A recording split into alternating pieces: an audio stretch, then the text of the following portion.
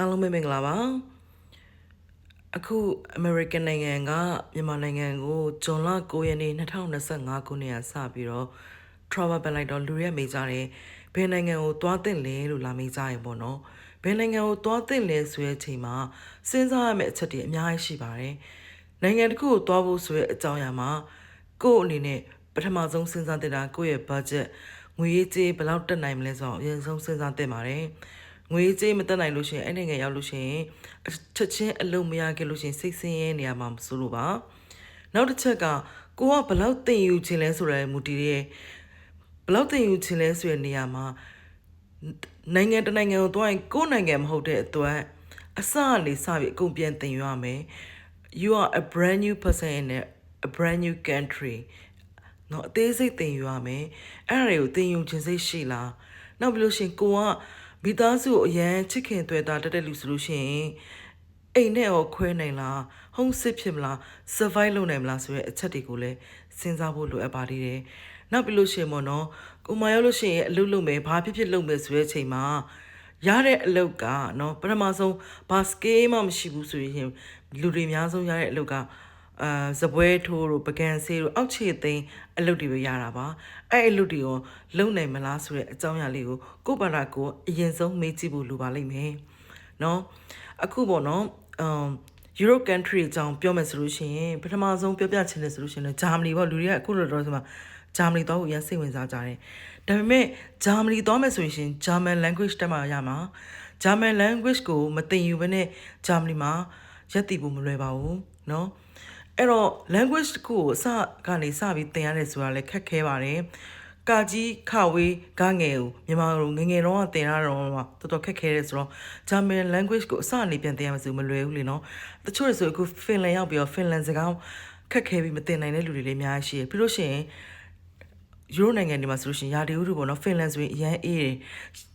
weather ကို survive လုပ်နိုင်မှုလည်းခက်ခဲတယ်ပေါ့နော်အဲ့တော့အဓိက language ကိုသင်ယူနိုင်မလားဆိုတော့အရင်ဆုံးစဉ်းစားရမယ့်အချက်ပေါ့နော်ဘာဖြစ်လို့ language မသင်မနဲ့အဲ့နိုင်ငံမှာအလုပ်ရဖို့မဖြစ်နိုင်ပါဘူးเนาะအဲ့နိုင်ငံမှာအလုံးမရနိုင်လို့ရှိရင်အဲ့နိုင်ငံမှာလည်းရက်တည်ဖို့မလွယ်တဲ့အတွက်အဲ့နိုင်ငံမျိုးစတဲ့ကမစင်စားတင်ဘူး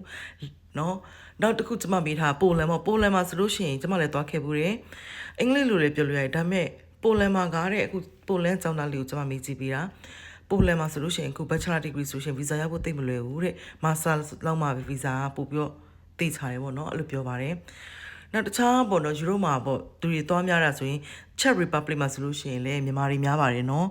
Czech Republic နောက်ပြီးလို့ရှိရင် Italy လည်းသွားလို့ရပါတယ်နော်အဲ့နိုင်ငံကတော့နည်းနည်း budget friendly ဖြစ်တဲ့နိုင်ငံတွေပေါ့နော်အကယ်လို့ကိုက budget ပိုတက်နိုင်တယ်ဆိုရှင် United Kingdom နဲ့ Ireland ကိုသွားလို့ရပါတယ် United Kingdom နဲ့ Ireland မှာ bachelor degree ဆိုလို့ရှိရင်သူတို့ကတောင်းကြော်တယ်နော်ယူရိုတောင်းကြော်တယ်US နဲ့ဆိုရင်ပြီးလို့ရှိရင်နေစိတ်လေကြိုတင်သွင်းရနိုင်တဲ့အနေအထားတွေရှိတယ်အနည်းဆုံး2000 3000လောက်တက်နိုင်မှာပဲအဲ့နိုင်ငံတွေကိုစဉ်းစားတင်တယ်เนาะ ILM မှာဆိုလို့ရှိရင် bachelor degree တက်မယ်ဆိုရင်တော့16000လောက်ကနေစတာပေါ့เนาะအဲ့တော့ပြီးလို့ရှိရင်ကိုယ့်ရဲ့ long term budget ကိုစဉ်းစားရမယ်3နှစ်ဆိုရှင်အဲ့3နှစ်သွင်း support လုပ်နိုင်မလားဆိုတော့စဉ်းစားရမယ်ပတ်တိုင်းကြောလုပ်မယ်ပတ်တိုင်းကြောတွေကလီနေစိတ်စားစိတ်လောက်ပဲကာမိနိုင်ပြီးတော့ကျောင်းလက်ကကာမိဖို့သိမလွယ်ပါဘူးနောက်ပြီးလို့ရှိရင်စာအရင်ခက်လို့ရှိရင်လည်းပတ်တိုင်းကြောလုပ်ပြီးတော့ပတ်တိုင်းကြောတွေအများကြီးမလုပ်နိုင်ဘူးပေါ့နော်ဘာဖြစ်လို့စောင့်ဝဲအောင်ဘောပိုရေးကြည့်ရယ်ကျောင်းလက်ကသွင်းထားတာပိုများတယ်ပတ်တိုင်းကြောလုပ်တာမှာကျောင်းလက်ခါကိုမကာမိတဲ့အခါကျတော့စောင့်ဝဲကြလို့ရှိရင်ဒီကိုယ့်ရဲ့အခုကျောင်းလက်ကသွင်းတာတွေ waste ဖြစ်သွားမယ်ဆိုတဲ့အတွက်ပတ်တိုင်းကြောတစ်ခုတည်းကိုပဲအမြဲတမ်းစဉ်းစားထားလို့မရဘူးဆိုတဲ့ဟာလေးကိုစဉ်းစားထားပြီးပါဒါကတော့လေကျမလည်းနိုင်ငံခြားမှာကြောက်တက်ခဲ့မှုတဲ့ experience ကနေပြပြပေးတာပါနော်လက်ခံတာလက်မခံတာတော့ကျမလည်းမပြောတတ်ပါဘူးလူတိုင်းကတော့ကိုယ့်ရဲ့ experience တွေလာတဲ့အတွေ့အကြုံတွေကိုပဲပြပြပေးလို့ရတာပါနော်နောက်ပြီးလို့ရှိရင်အာရှနိုင်ငံတွေမှာကြည့်မယ်ဆိုလို့ရှိရင်နော်တချို့တွေအခုများဆုံးသွားကြတာတော့ကျောင်းတက်ကြတာအခုဆိုလို့ရှိရင်တော်တော်များများနေရာတွေမှာရှိပါတယ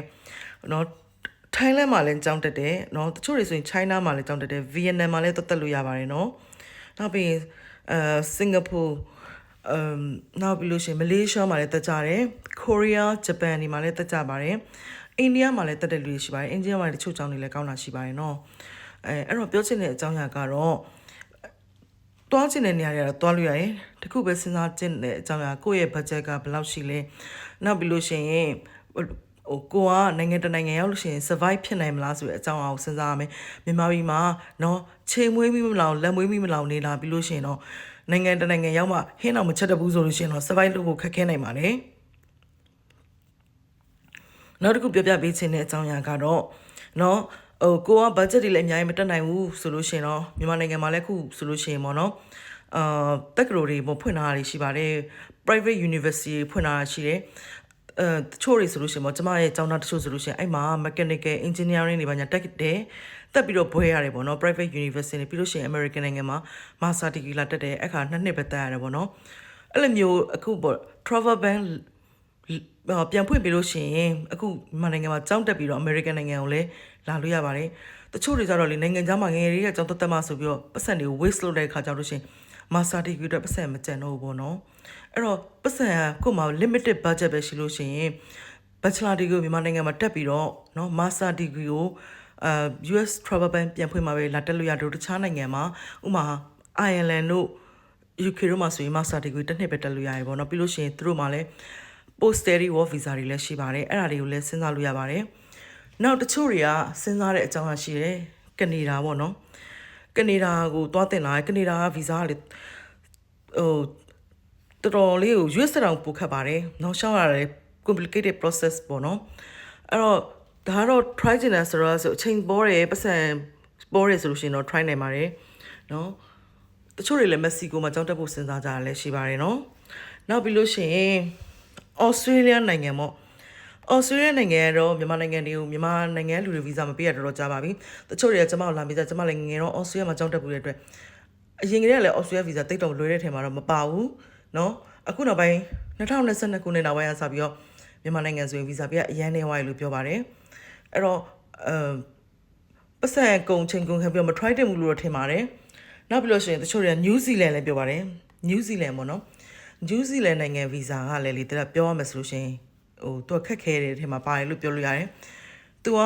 ban statement အစား6လအဝင်အထွက်ကိုအသေးချာပြပေးရတယ်နော်အဲ့အဝင်ထွက်မှာများသွားလို့ရှိရင်ဘာကြောင့်များလဲဆိုတဲ့အကြောင်းအရာလေးကိုစာတစ်ကြောင်းလေးကအစာတိုင်ရောဖုန်းဆက်ပြီးရလို့ပြောပါတယ်အဲ့တော့မြန်မာနိုင်ငံလို့နော် best account နဲ့ပတ်သက်ပြီးတော့အခက်ခဲဖြစ်တဲ့နိုင်ငံဆိုရင်တော့တိတ်မလွယ်ဘူးလို့ထင်ပါတယ်ပေါ့နော်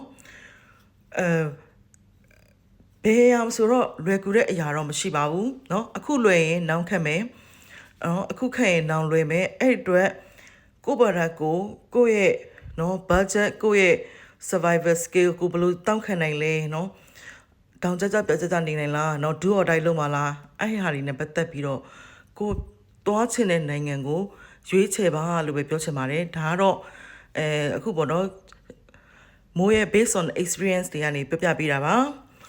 ဘယ်နိုင်ငံပဲသွားပါကိုသွားတဲ့နိုင်ငံမှာထိထိရောက်ဖြစ်အောင်လုပ်ပါ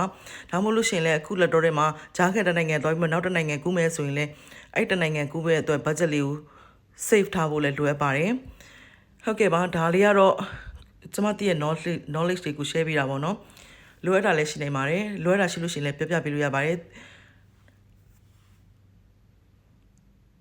ဟုတ်ကဲ့ပါလိုအပ်တာရှိလို့ရှိရင်လည်းအကောင့်နဲ့အမြင်ဘက်ကထောက်ပြပေးတာလေးလည်းလက်ခံပါရဲ့နော်အားလုံးပဲကံကောင်းကြပါစေမှန်ကန်တဲ့နိုင်ငံကိုရွေးချယ်နိုင်ကြပါစေနော်ကောင်းမွန်တဲ့လမ်းကြောင်းတစ်ခုကိုရောက်ပါစေလို့ပဲဆုတောင်းပေးလိုက်ပါတယ်ရှင်